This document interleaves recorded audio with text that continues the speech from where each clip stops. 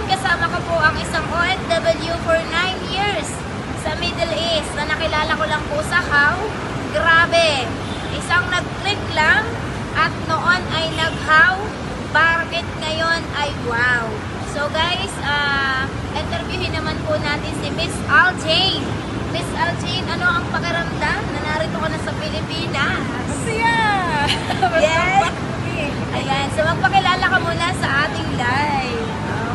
Ako si Aljane Celeste and OFW galing Saudi. So after how many years, nakabalik na rin and inshallah mag-for good na. Yes! Ayan, so bakit po kinlik yung How? Ano yung nakita mo? Bakit ka nagka-interest sa isang opportunity na hindi mo alam na makakauwi ka talaga for good? Curious ako una. Okay? So ngayong nakilala na kita, Yes! so susubukan ko. Yes, grabe. Can you imagine ha?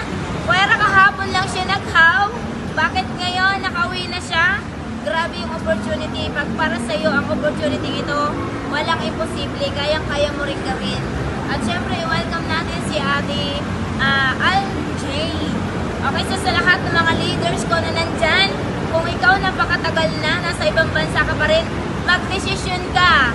Tuldukan mo ang pagiging OFW mo. Kung nagawa ni Miss Aljane, sure ako na kaya mo rin gawin. Mag-desisyon ka lang, umaksyon ka lang, sipagan mo lang.